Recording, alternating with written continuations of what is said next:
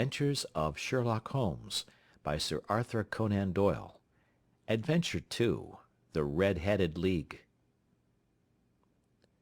I had called upon my friend, Mr. Sherlock Holmes, one day in the autumn of last year, and found him in deep conversation with a very stout, florid-faced, elderly gentleman with fiery red hair. With an apology for my intrusion, I was about to withdraw, when Holmes pulled me abruptly into the room and closed the door behind me. "You could not possibly have come at a better time, my dear Watson," he said cordially. "I was afraid that you were engaged." "So I am, very much so." "Then I can wait in the next room." "Not at all. This gentleman, Mr. Wilson, has been my partner and helper in many of my most successful cases, and I have no doubt that he will be of the utmost use to me and yours also." The stout gentleman half rose from his chair and gave a bob of greeting, with a quick little questioning glance from his small, fat encircled eyes. "Try the settee," said Holmes, relapsing into his armchair and putting his fingertips together, as was his custom when in judicial moods. "I know, my dear Watson, that you share my love of all that is bizarre and outside the conventions and humdrum routine of everyday life. You have shown your relish for it by the enthusiasm which has prompted you to chronicle, and, if you will excuse my saying so, somewhat to embellish so many of my own little adventures." "Your cases have indeed been of the greatest interest to me," I observed. "You will remember that I remarked the other day, just before we went into the very simple problem presented by Miss Mary Sutherland, that for strange effects and extraordinary combinations we must go to life itself, which is always far more daring than any effort of the imagination." "A proposition which I took the liberty of doubting." "You did, Doctor, but none the less you must come round to my view, for otherwise I shall keep on piling fact upon fact on you until your reason breaks down under them and acknowledges me to be right. Now, Mr. Jabez Wilson here has been good enough to call upon me this morning, and to begin a narrative which promises to be one of the most singular which I have listened to for some time. You have heard me remark that the strangest and most unique things are very often connected not with the larger but with the smaller crimes, and occasionally, indeed, where there is room for doubt whether any positive crime has been committed. As far as I have heard, it is impossible for me to say whether the present case is an instance of crime or not, but the course of events is certainly among the most singular that I have ever listened to. Perhaps, Mr. Wilson, you would have the great kindness to recommence your narrative. I ask you not merely because my friend Dr. Watson has not heard the opening part, but also because the peculiar nature of the story makes me anxious to have every possible detail from your lips. As a rule, when I have heard some slight indication of the course of events, I am able to guide myself by thousands of other similar cases which occur to my memory. In the present instance, I am forced to admit that the facts are, to the best of my belief, unique." The portly client puffed out his chest with an appearance of some little pride, and pulled a dirty and wrinkled newspaper from the inside pocket of his greatcoat.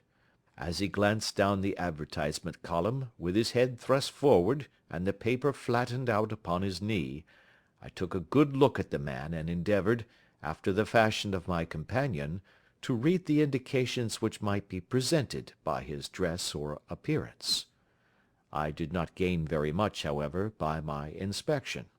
Our visitor bore every mark of being an average, commonplace British tradesman, obese, pompous, and slow. He wore rather baggy grey shepherd's check trousers, a not over-clean black frock-coat, unbuttoned in the front, and a drab waistcoat with a heavy brassy Albert chain, and a square pierced bit of metal dangling down as an ornament. A frayed top hat and a faded brown overcoat with a wrinkled velvet collar lay upon a chair beside him. Altogether, look as I would, There was nothing remarkable about the man save his blazing red head, and the expression of extreme chagrin and discontent upon his features. Sherlock Holmes's quick eye took in my occupation, and he shook his head with a smile as he noticed my questioning glances. Beyond the obvious facts that he has at some time done manual labour, that he takes snuff, that he is a Freemason, that he has been in China, and that he has done a considerable amount of writing lately, I can deduce nothing else." Mr. Jabez Wilson started up in his chair, with his forefinger upon the paper, but his eyes upon my companion. "How, in the name of good fortune, did you know all that, Mr. Holmes?" he asked. "How did you know, for example, that I did manual labour? It's as true as gospel, for I began as a ship's carpenter." "Your hands, my dear sir. Your right hand is quite a size larger than your left. You have worked with it, and the muscles are more developed." "Well, the snuff, then, and the Freemasonry?" "I won't insult your intelligence by telling you how I read that, especially as, rather against the strict rules of your order, you use an arc and compass breastpin." "Ah, of course, I forgot that. But the writing?" "What else can be indicated by that right cuff so very shiny for 5 inches, and the left one with the smooth patch near the elbow where you rested upon the desk?" "Well, but China?" "The fish that you have tattooed immediately above your right wrist could only have been done in China. I have made a small study of tattoo marks, and have even contributed to the literature of the subject. That trick of staining the fish's scales of a delicate pink is quite peculiar to China. When, in addition, I see a Chinese coin hanging from your watch chain, the matter becomes even more simple." Mr. Jabez Wilson laughed heavily. "Well, I never," said he. "I thought at first that you had done something clever, but I see that there was nothing in it after all." "I begin to think, Watson," said Holmes, "that I make a mistake in explaining. Omne ignoratum pro magnifico, you know, and my poor little reputation, such as it is, will suffer shipwreck if I am so candid. Can you not find the advertisement, Mr. Wilson?" "Yes, I have got it now," he answered with his thick red finger planted halfway down the column. "Here it is. This is what began it all. You just read it for yourself, sir." I took the paper from him and read as follows: "To the Red-Headed League. On account of the bequest of the late Ezekiah Hopkins, of Lebanon, Pennsylvania, U.S.A., there is now another vacancy open which entitles a member of the League to a salary of £4 a week for purely nominal services. All red-headed men who are sound in body and mind, and above the age of 21 years, are eligible. Apply in person on Monday at 11 o'clock to Duncan Ross, at the offices of the League, 7 Pope's Court, Fleet Street." "What on earth does this mean?" I ejaculated after I had twice read over the extraordinary announcement. Holmes chuckled and wriggled in his chair, as was his habit when in high spirits. "It is a little off the beaten track, isn't it?" said he. "And now, Mr. Wilson, off you go at scratch and tell us all about yourself, your household, and the effect which this advertisement had upon your fortunes. You will first make a note, Doctor, of the paper and the date." "It is the Morning Chronicle of April 27, 1890, just 2 months ago." "Very good. Now, Mr. Wilson?" "Well, it is just as I have been telling you, Mr. Sherlock Holmes," said Jabez Wilson, mopping his forehead. "I have a small pawnbroker's business at Coburg Square, near the city. It's not a very large affair, and of late years it has not done more than just give me a living. I used to be able to keep 2 assistants, but now I only keep 1, and I would have a job to pay him but that he is willing to come for half wages so as to learn the business." "What is the name of this obliging youth?" asked Sherlock Holmes. "His name is Vincent Spaulding, and he's not such a youth either. It's hard to say his age. I should not wish a smarter assistant, Mr. Holmes, and I know very well that he could better himself and earn twice what I am able to give him. But, after all, if he is satisfied, why should I put ideas in his head?" "Why, indeed? You seem most fortunate in having an employee who comes under the full market price. It is not a common experience among employers in this age. I don't know that your assistant is not as remarkable as your advertisement." "Oh, he has his faults, too," said Mr. Wilson. "Never was such a fellow for photography.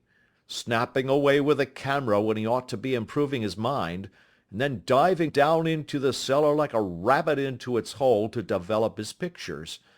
That is his main fault, but on the whole, he's a good worker. There's no vice in him." "He is still with you, I presume?" "Yes, sir. He and a girl of 14, who does a bit of simple cooking and keeps the place clean. That's all I have in the house, for I am a widower and never had any family. We live very quietly, sir, the three of us, and we keep a roof over our heads and pay our debts, if we do nothing more. The first thing that put us out was that advertisement. Spaulding, he came down into the office just this day 8 weeks, with this very paper in his hand, and he says, 'I wish to the Lord, Mr. Wilson, that I was a red-headed man.' 'Why that?' I asks. 'Why,' says he, 'here's another vacancy on the League of the Red-Headed Men. It's worth quite a little fortune to any man that gets it, and I understand that there are more vacancies than there are men, so that the trustees are at their wits' end what to do with the money. If my hair would only change color, here's a nice little crib all ready for me to step into.' 'Why, what is it, then?' I asked. You see, Mr. Holmes, I am a very stay-at-home man, and as my business come to me instead of my having to go to it, I was often weeks on end without putting my foot over the doormat. In that way, I didn't know much of what was going on outside, and I was always glad of a bit of news. Have you never heard of the League of the Red-Headed Men?' he asked with his eyes open. 'Never.' 'Why, I wonder at that, for you are eligible yourself for one of the vacancies.' 'And what are they worth?' I asked. 'Oh, merely a couple of hundred a year, but the work is slight, and it need not interfere very much with one's other occupations.' Well, you can easily think that that made me prick up my ears, for the business has not been over good for some years, and an extra couple of hundred would have been very handy. 'Tell me all about it,' said I. 'Well,' said he, showing me the advertisement, 'you can see for yourself that the League has a vacancy, and there is the address where you should apply for particulars. As far as I can make out, the League was founded by an American millionaire, Ezekiah Hopkins, who was very peculiar in his ways. He was himself red-headed, and he had a great sympathy for all red-headed men. So, when he died, it was found that he had left his enormous fortune in the hands of trustees, with instructions to apply the interest to the providing of easy berths to men whose hair is of that color. From all I hear, it is splendid pay and very little to do.' 'But,' said I, 'there would be millions of red-headed men who would apply.' 'Not so many as you might think,' he answered. 'You see, it is really confined to Londoners and to grown men. This American had started from London when he was young, and he wanted to do the old town a good turn. Then again, I have heard it is no use your applying if your hair is light red, or dark red, or anything but real bright, blazing, fiery red. Now, if you cared to apply, Mr. Wilson, you would just walk in, but perhaps it would hardly be worth your while to put yourself out of the way for the sake of a few £100. Now, it is a fact, gentlemen, as you may see for yourselves, that my hair is of a very full and rich tint, so that it seemed to me that if there was to be any competition in the matter, I stood as good a chance as any man that I had ever met. Vincent Spaulding seemed to know so much about it that I thought he might prove useful, so I just ordered him to put up the shutters for the day, and to come right away with me. He was very willing to have a holiday, so we shut the business up and started off for the address that was given us in the advertisement. I never hope to see such a sight as that again, Mr. Holmes. From north, south, east, and west, every man who had a shade of red in his hair had tramped into the city to answer the advertisement. Fleet Street was choked with red-headed folk, and Pope's Court looked like a coster's orange barrow. I should not have thought there were so many in the whole country as were brought together by that single advertisement. Every shade of color they were, straw, lemon, orange, brick, Irish setter, liver, clay. But, as Spaulding said, there were not many who had the real vivid flame-colored tint. When I saw how many were waiting, I would have given it up in despair, but Spaulding would not hear of it. How he did it, I could not imagine, but he pushed and pulled and butted until he got me through the crowd, and right up to the steps which led to the office. There was a double stream upon the stair, some going up in hope, and some coming back dejected, but we wedged in as well as we could, and soon found ourselves in the office. "Your experience has been a most entertaining one," remarked Holmes as his client paused and refreshed his memory with a huge pinch of snuff. "Pray continue your very interesting statement." There was nothing in the office but a couple of wooden chairs and a deal table, behind which sat a small man with a head that was even redder than mine. He said a few words to each candidate as he came up, and then he always managed to find some fault in them which would disqualify them. Getting a vacancy did not seem to be such a very easy matter, after all. However, when our turn came, the little man was much more favorable to me than to any of the others, and he closed the door as we entered, so that he might have a private word with us. "This is Mr. Jabez Wilson," said my assistant, "and he is willing to fill a vacancy in the league." "And he is admirably suited for it," the other answered. "He has every requirement. I cannot recall when I have seen anything so fine." He took a step backward, cocked his head on one side, and gazed at my hair until I felt quite bashful. Then suddenly he plunged forward, wrung my hand, and congratulated me warmly on my success. "It would be injustice to hesitate," said he. "You will, however, I am sure, excuse me for taking an obvious precaution." With that he seized my hair in both his hands and tugged until I yelled with the pain. "There is water in your eyes," said he as he released me. "I perceive that all is as it should be. But we have to be careful, for we have twice been deceived by wigs and once by paint. I could tell you tales of cobbler's wax which would disgust you with human nature." He stepped over to the window and shouted through it at the top of his voice that the vacancy was filled. A groan of disappointment came up from below, and the folk all trooped away in different directions until there was not a red head to be seen except my own and that of the manager. "My name," said he, "is Mr. Duncan Ross, and I am myself one of the pensioners upon the fund left by our noble benefactor. Are you a married man, Mr. Wilson? Have you a family?" I answered that I had not. His face fell immediately.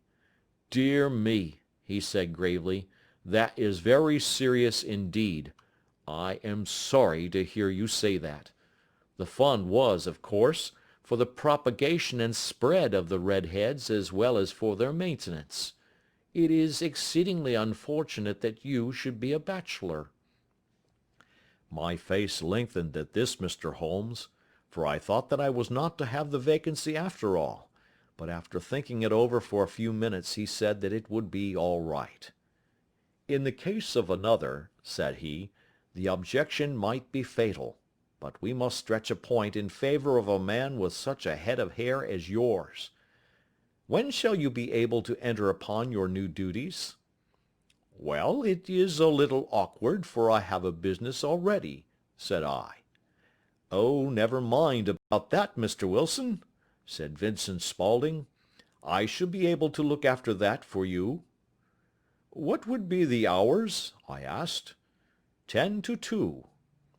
Now, a pawnbroker's business is mostly done of an evening, Mr. Holmes, especially Thursday and Friday evening, which is just before payday, so it would suit me very well to earn a little in the mornings. Besides, I knew that my assistant was a good man, and that he would see to anything that turned up. That would suit me very well, said I. And the pay? Is £4 a week. And the work? Is purely nominal. What do you call purely nominal? Well, you have to be in the office, or at least in the building, the whole time. If you leave, you forfeit your whole position forever. The will is very clear upon that point. You don't comply with the conditions if you budge from the office during that time. It's only 4 hours a day, and I should not think of leaving, said I. No excuse will avail, said Mr. Duncan Ross. Neither sickness, nor business, nor anything else. There you must stay, or you lose your billet. And the work? Is to copy out the Encyclopedia Britannica. There is the first volume of it in that press. You must find your own ink, pens, and blotting paper, but we provide this table and chair. Will you be ready tomorrow? Certainly, I answered. Then good-bye, Mr. Jabez Wilson, and let me congratulate you once more on the important position which you have been fortunate enough to gain. He bowed me out of the room, and I went home with my assistant, hardly knowing what to say or do, I was so pleased at my own good fortune. Well, I thought over the matter all day, and by evening I was in low spirits again, for I had quite persuaded myself that the whole affair must be some great hoax or fraud, though what its object might be I could not imagine. It seemed altogether past belief that anyone could make such a will, or that they would pay such a sum for doing anything so simple as copying out the Encyclopedia Britannica. Vincent Spaulding did what he could to cheer me up, but by bedtime I had reasoned myself out of the whole thing. However, in the morning I determined to have a look at it anyhow, so I bought a penny bottle of ink, and with a quill pen and 7 sheets of foolscap paper, I started off for Pope's Court. Well, to my surprise and delight, everything was as right as possible. The table was set out ready for me, and Mr. Duncan Ross was there to see that I got fairly to work. He started me off upon the letter A, and then he left me, but would drop in from time to see that all was right with me. At 2 o'clock he bade me good day, complimented me upon the amount that I had written, and locked the door of the office after me. This went on for day after day, Mr. Holmes, and on Saturday the manager came in and planked down 4 golden sovereigns for my week's work. It was the same next week, and the same the week after. Every morning I was there at 10, and every afternoon I left at 2. By degrees Mr. Duncan Ross took to coming in only once of a morning, and then, after a time, he did not come in at all. Still, of course, I never dared to leave the room for an instant, for I was not sure when he might come, and the billet was such a good one, and suited me so well, that I would not risk the loss of it. 8 weeks passed away like this, and I had written about abbots, and archery, and armor, and architecture in Attica, and hoped with diligence that I might get on to the bees before very long. It cost me something in foolscap, and I had pretty nearly filled a shelf with my writings, and then suddenly the whole business came to an end. To an end? Yes, sir, and no later than this morning. I went to my work as usual at 10 o'clock, but the door was shut and locked, with a little square of cardboard hammered on to the middle of the panel with a tack. Here it is, and you can read for yourself." He held up a piece of white cardboard about the size of a sheet of note paper. It read in this fashion: "The Red-Headed League is dissolved. October 9, 1890. Sherlock Holmes and I surveyed this curt announcement and the rueful face behind it, until the comical side of the affair so completely overtopped every other consideration that we both burst out into a roar of laughter. "I cannot see that there is anything very funny," cried our client, flushing up to the roots of his flaming head. "If you can do nothing better than laugh at me, I can go elsewhere." "No, no," cried Holmes, shoving him back into the chair from which he had half risen. "I really wouldn't miss your case for the world. It is most refreshingly unusual. But there is, if you will excuse my saying so, something just a little funny about it. Pray, what steps did you take when you found the card upon the door?" "I was staggered, sir. I did not know what to do. Then I called at the offices round, but none of them seemed to know anything about it. Finally, I went to the landlord, who is an accountant living on the ground floor, and I asked him if he could tell me what had become of the Red-Headed League. He said that he had never heard of any such body. Then I asked him who Mr. Duncan Ross was. He answered that the name was new to him. 'Well,' said I, 'the gentleman at number 4. "'What, the red-headed man?' "'Yes.' "'Oh,' said he, 'his name was William Morris. He was a solicitor, and was using my room as a temporary convenience until his new premises were ready. He moved out yesterday.' "'Where could I find him?' "'Oh, at his new offices? He did tell me the address. Yes, 17 King Edward Street, near St. Paul's.' I started off, Mr. Holmes, but when I got to that address it was a manufactory of artificial knee-caps, and no one in it had ever heard of either Mr. William Morris or Mr. Duncan Ross." "And what did you do then?" asked Holmes. "I went home to Saxe Coburg Square, and I took the advice of my assistant. But he could not help me in any way. He could only say that if I waited I should hear by post. But that was not quite good enough, Mr. Holmes. I did not wish to lose such a place without a struggle. So, as I have heard that you were good enough to give advice to poor folk who were in need of it, I came right away to you." "And you did very wisely," said Holmes. "Your case is an exceedingly remarkable one, and I shall be happy to look into it. From what you have told me, I think it is possible that graver issues hang from it than might at first sight appear." "Grave enough," said Mr. Jabez Wilson. "Why, I have lost £4 a week." "As far as you are personally concerned," remarked Holmes, "I do not see that you have any grievance against this extraordinary league. On the contrary, you are, as I understand, richer by some £30, to say nothing of the minute knowledge which you have gained on every subject which comes under the letter A. You have lost nothing by them." "No, sir, but I want to find out about them, and who they are, and what their object was in playing this prank, if it was a prank, upon me.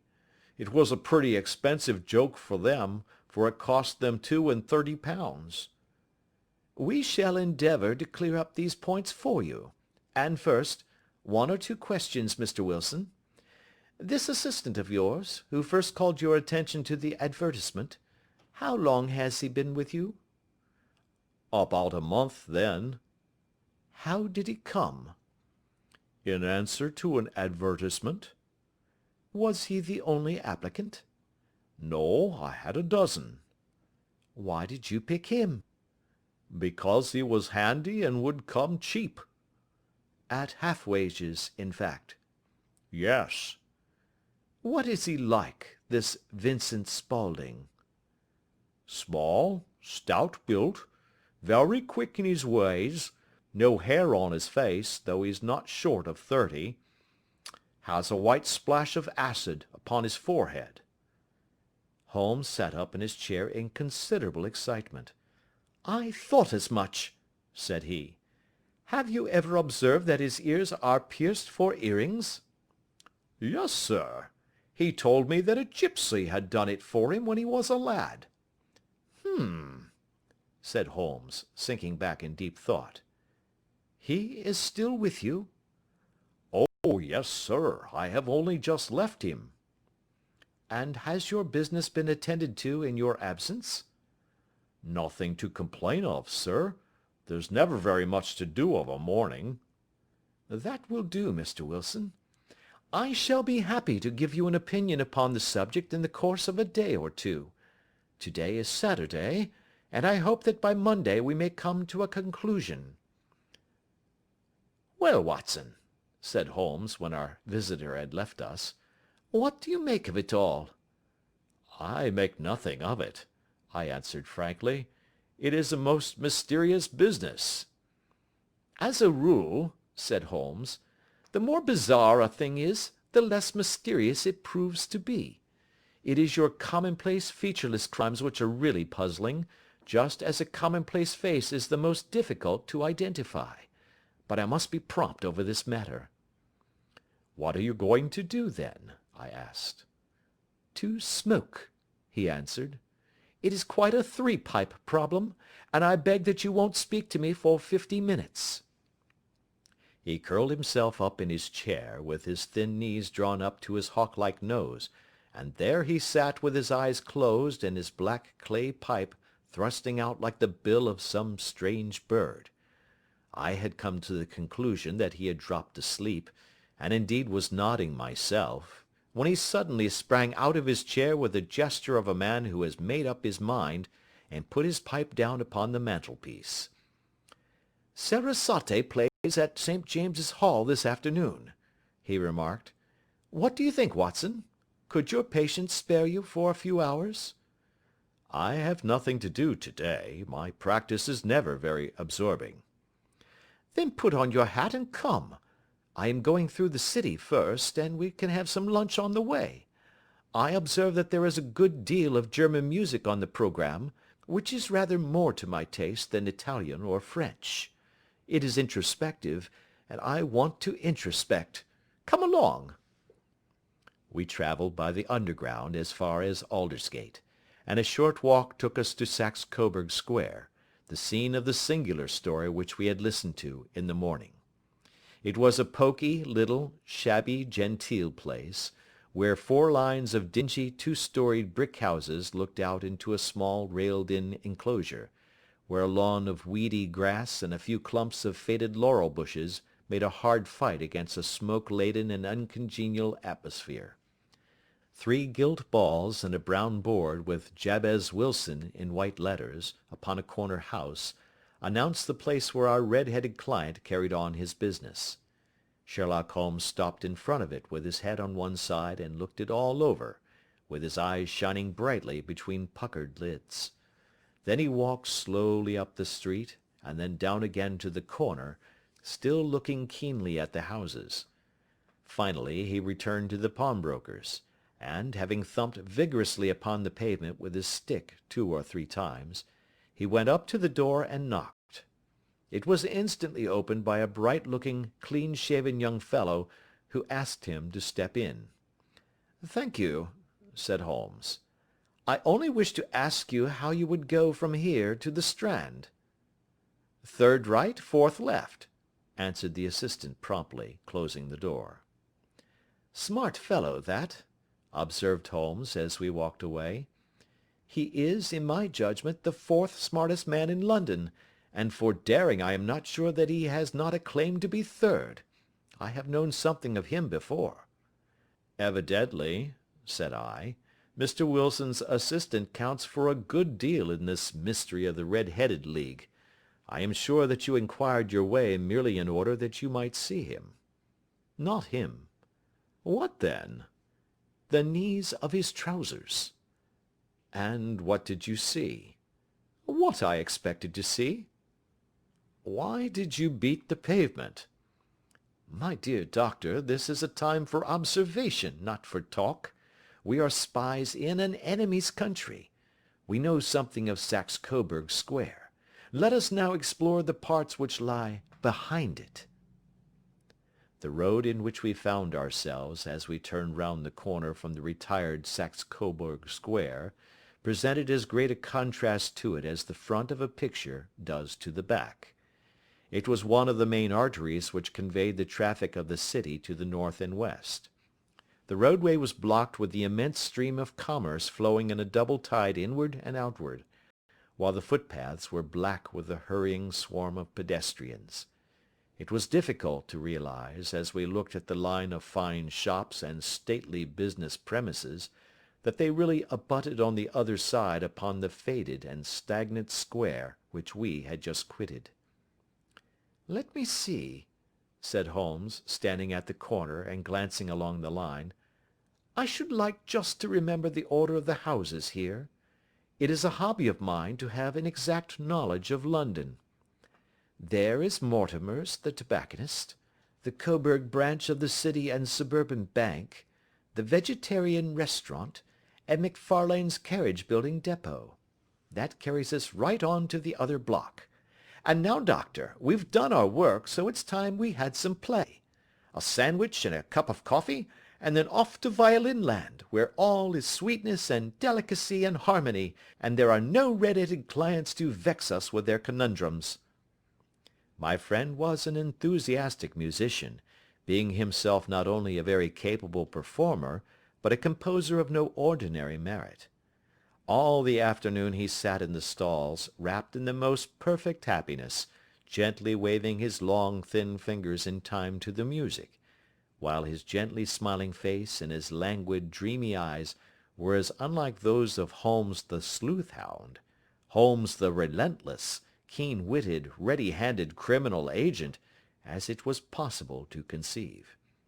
In his singular character, the dual nature alternately asserted itself, and his extreme exactness and astuteness represented, as I have often thought, the reaction against the poetic and contemplative mood which occasionally predominated in him. The swing of his nature took him from extreme languor to devouring energy, and as I knew well, he was never so truly formidable as when, for days on end, he had been lounging in his armchair amid his improvisations and his black-letter editions. Then it was that the lust of the chase would suddenly come upon him, and that his brilliant reasoning power would rise to the level of intuition, until those who were unacquainted with his methods would look askance at him as on a man whose knowledge was not that of other mortals. When I saw him that afternoon so enwrapped in the music at St. James's Hall, I felt that an evil time might be coming upon those whom he had set himself to hunt down. "You want to go home, no doubt, doctor?"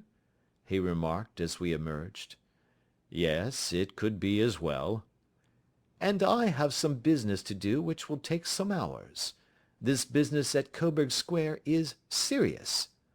"Why serious?" "A considerable crime is in contemplation. I have every reason to believe that we shall be in time to stop it. But today being Saturday rather complicates matters. I shall want your help tonight." "At what time?" 10 will be early enough." "I shall be at Baker Street at 10." "Very well.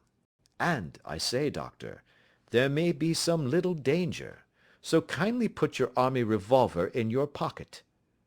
He waved his hand, turned on his heel, and disappeared in an instant among the crowd. I trust that I am not more dense than my neighbours, but I was always oppressed with a sense of my own stupidity in my dealings with Sherlock Holmes. Here I had heard what he had heard, I had seen what he had seen, and yet from his words it was evident that he saw clearly not only what had happened but what was about to happen, while to me the whole business was still confused and grotesque. As I drove home to my house in Kensington, I thought over it all, with the extraordinary story of the red-headed copier of the Encyclopedia, down to the visit to Saxe Coburg Square, and the ominous words with which he had parted from me. What was this nocturnal expedition, and why should I go armed? Where were we going, and what were we to do? I had the hint from Holmes that this smooth-faced pawnbroker's assistant was a formidable man, a man who might play a deep game. I tried to puzzle it out, but only gave it up in despair and set the matter aside until night should bring an explanation. It was 9:15 when I started from home and made my way across the park, and so through Oxford Street to Baker Street. 2 hansoms were standing at the door, and as I entered the passage I heard the sound of voices from above. On entering his room, I found Holmes in animated conversation with 2 men, one of whom I recognized as Peter Jones, the official police agent, while the other was a long, thin, sad-faced man, with a very shiny hat and oppressively respectable frock coat. "Ha! Our party is complete," said Holmes, buttoning up his pea-jacket, and taking his heavy hunting crop from the rack. "Watson, I think you know Mr. Jones of Scotland Yard? Let me introduce you to Mr. Merryweather, who is to be our companion in tonight's adventure." "We're hunting in couples again, Doctor, you see," said Jones in his consequential way. "Our friend here is a wonderful man for starting a chase. All he wants is an old dog to help him do the running down." "I hope a wild goose may not prove to be the end of our chase," observed Mr. Merryweather gloomily. "You may place considerable confidence in Mr. Holmes, sir," said the police agent loftily. "He has his own little methods, which are, if you won't mind my saying so, just a little too theoretical and fantastic, but he has the makings of a detective in him. It is not too much to say that once or twice, as in that business of the Sholto murder and the Agra treasure, he has been more nearly correct than the official force." "Oh, if you say so, Mr. Jones, it is all right," said the stranger with deference. "Still, I confess that I miss my rubber. It is the first Saturday night for 27 years that I have not had my rubber." "I think you will find," said Sherlock Holmes, "that you will play for a higher stake tonight than you have ever done yet, and that the play will be more exciting.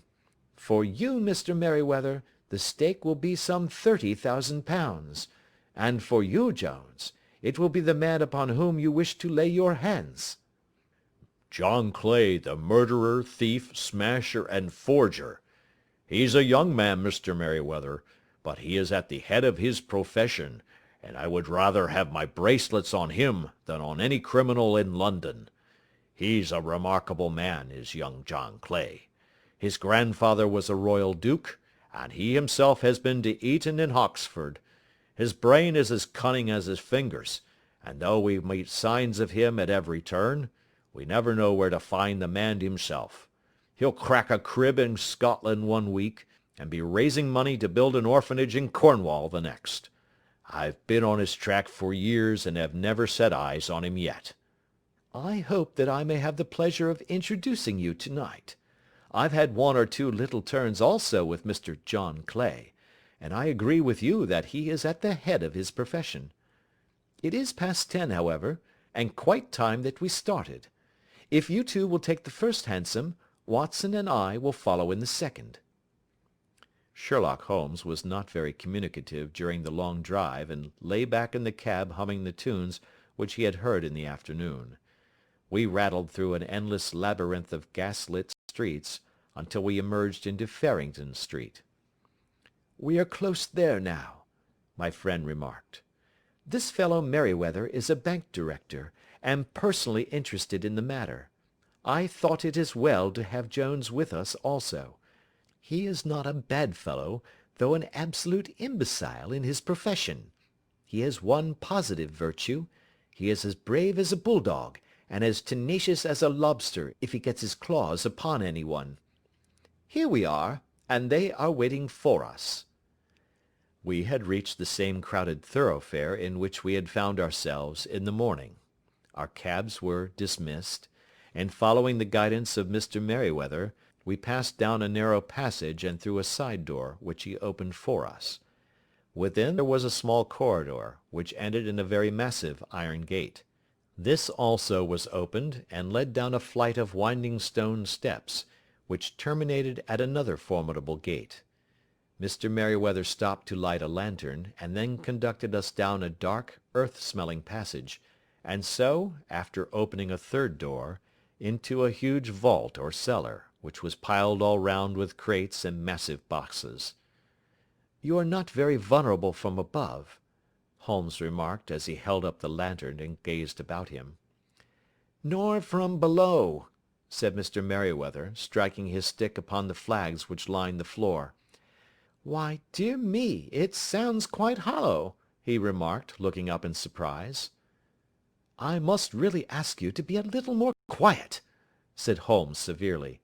"You have already imperilled the whole success of our expedition. Might I beg that you would have the goodness to sit down upon one of these boxes, and not to interfere?" The solemn Mr. Merryweather perched himself upon a crate, with a very injured expression upon his face, while Holmes fell upon his knees upon the floor, and, with the lantern and a magnifying lens, began to examine minutely the cracks between the stones. A few seconds sufficed to satisfy him, for he sprang to his feet again, and put his glass in his pocket. "We have at least an hour before us," he remarked, "for they can hardly take any steps until the good pawnbroker is safely in bed. Then they will not lose a minute, for the sooner they do their work the longer time they will have for their escape. We are at present, Doctor, as no doubt you have divined, in the cellar of the City branch of one of the principal London banks. Mr. Merryweather is the chairman of directors, and he will explain to you that there are reasons why the more daring criminals of London should take a considerable interest in this cellar at present." "It is our French gold," whispered the director. "We have had several warnings that an attempt might be made upon it." "Your French gold?" "Yes. We had occasion some months ago to strengthen our resources, and borrowed for that purpose 30,000 napoleons from the Bank of France. It has become known that we have never had occasion to unpack the money, and that it is still lying in our cellar. The crate upon which I sit contains 2,000 napoleons packed between layers of lead foil. Our reserve of bullion is much larger at present than is usually kept in a single branch office, and the directors have had misgivings upon the subject." "Which were very well justified," observed Holmes. "And now it is time that we arranged our little plans. I expect that within an hour matters will come to a head. In the meantime, Mr. Merryweather, we must put the screen over that dark lantern." "And sit in the dark?" "I am afraid so. I had brought a pack of cards in my pocket, and I thought that, as we were a partie carrée, you might have your rubber after all. But I see that the enemy's preparations have gone so far that we cannot risk the presence of a light. And, first of all, we must choose our positions. These are daring men, and though we shall take them at a disadvantage, they may do us some harm unless we are careful. I shall stand behind this crate, and do you conceal yourselves behind those. Then, when I flash a light upon them, close in swiftly. If they fire, Watson, have no compunction about shooting them down." I placed my revolver, cocked, upon the top of the wooden case behind which I crouched. Holmes shot the slide across the front of his lantern and left us in pitch darkness, such an absolute darkness as I have never before experienced. The smell of hot metal remained to assure us that the light was still there, ready to flash out at a moment's notice. To me, with my nerves worked up to a pitch of expectancy, there was something depressing and subduing in the sudden gloom, and in the cold, dank air of the vault. "They have but one retreat," whispered Holmes. "That is back through the house into Saxe Coburg Square. I hope that you have done what I asked you, Jones." "I have an inspector and 2 officers waiting at the front door." "Then we have stopped all the holes, and now we must be silent and wait." What a time it seemed! From comparing notes afterwards it was but an hour and a quarter. Yet it appeared to me that the night must have almost gone, and the dawn be breaking above us. My limbs were weary and stiff, for I feared to change my position, yet my nerves were worked up to the highest pitch of tension, and my hearing was so acute that I could not only hear the gentle breathing of my companions, but I could distinguish the deeper, heavier in-breath of the bulky Jones from the thin, sighing note of the bank director. From my position I could look over the case in the direction of the floor. Suddenly, my eyes caught the glint of a light. At first it was but a lurid spark upon the stone pavement. Then it lengthened out until it became a yellow line, and then, without any warning or sound, a gash seemed to open, and a hand appeared, a white, almost womanly hand, which felt about in the center of the little area of light. For a minute or more the hand, with its writhing fingers, protruded out of the floor. Then it was withdrawn as suddenly as it appeared, and all was dark again save the single lurid spark which marked a chink between the stones. Its disappearance, however, was but momentary. With a rending, tearing sound, one of the broad white stones turned over upon its side and left a square, gaping hole, through which streamed the light of a lantern. Over the edge there peeped a clean-cut, boyish face, which looked keenly about it, and then, with a hand on either side of the aperture, drew itself shoulder-high and waist-high, until one knee rested upon the edge. In another instant he stood at the side of the hole and was hauling after him a companion, lithe and small like himself, with a pale face, and a shock of very red hair. "It's all clear," he whispered. "Have you the chisel and the bags? Great Scott! Jump, Archie, jump, and I'll swing for it." Sherlock Holmes had sprung out and seized the intruder by the collar. The other dived down the hole, and I heard the sound of rending cloth as Jones clutched at his skirts. The light flashed upon the barrel of a revolver, but Holmes's hunting crop came down on the man's wrist, and the pistol clinked upon the stone floor. "It's no use, John Clay," said Holmes blandly. "You have no chance at all." "So I see," the other answered with the utmost coolness. "I fancy that my pal is all right, though I see you have got his coat-tails." "There are 3 men waiting for him at the door," said Holmes. "Oh, indeed. You seem to have done the thing very completely. I must compliment you." "And I you," Holmes answered. "Your red-headed idea was very new and effective." "You'll see your pal again presently," said Jones. "He's quicker at climbing down holes than I am. Just hold out while I fix the derbies." "I beg that you will not touch me with your filthy hands," remarked our prisoner as the handcuffs clattered upon his wrist. "You may not be aware that I have royal blood in my veins. Have the goodness also, when you address me, always to say sir and please." "All right," said Jones with a stare and a snigger. "Well, would you please, sir, march upstairs where we can get a cab to carry your highness to the police station?" "That is better," said John Clay serenely. He made a sweeping bow to the 3 of us, and walked quietly off in the custody of the detective.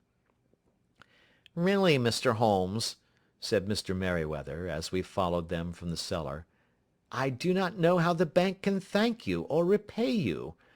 There is no doubt that you have detected and defeated in the most complete manner one of the most determined attempts at bank robbery that have ever come within my experience." "I have had 1 or 2 little scores of my own to settle with Mr. John Clay," said Holmes.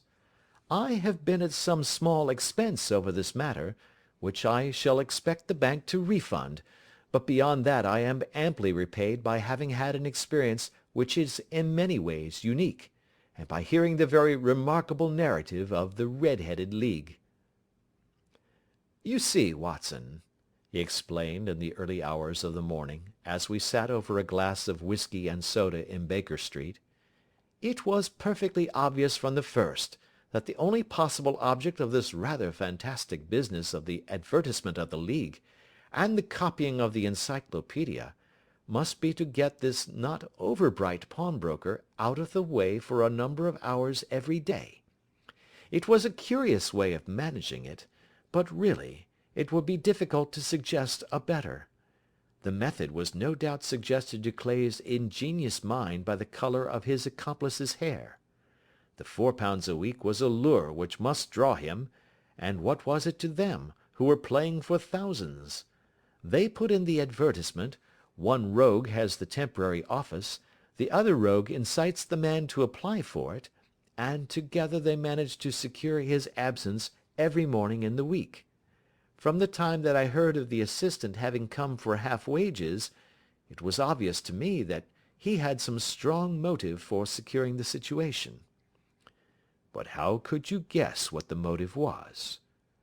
"Had there been women in the house, I should have suspected a mere vulgar intrigue. That, however, was out of the question. The man's business was a small one, and there was nothing in his house which could account for such elaborate preparations, and such an expenditure as they were at.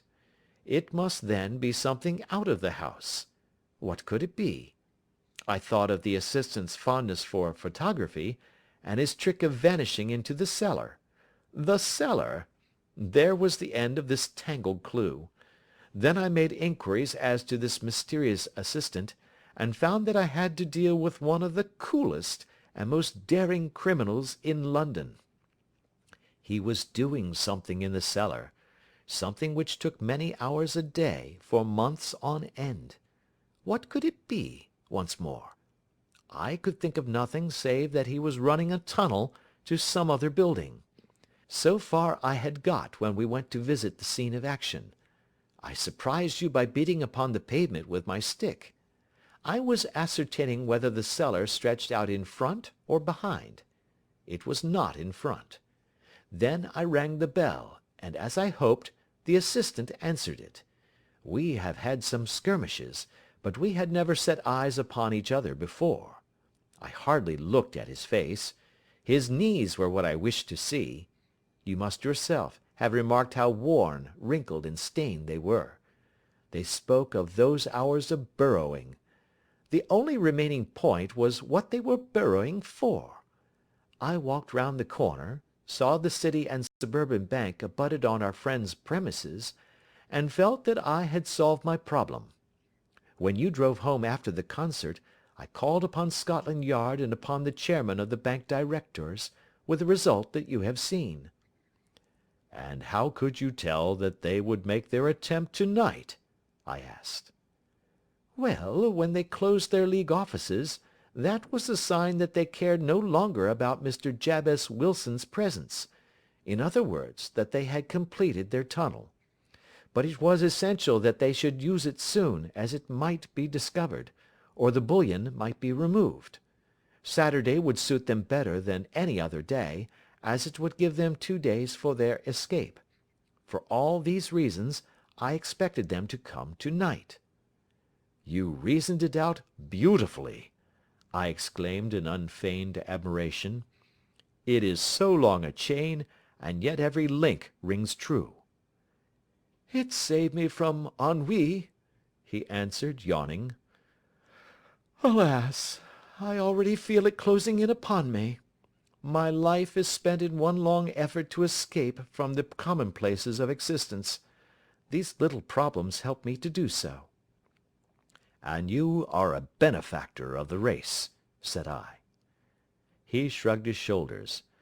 "Well, perhaps, after all, it is of some little use," he remarked. "L'homme c'est rien, l'œuvre c'est tout," as Gustave Flaubert wrote to George Sand. End of Adventure 2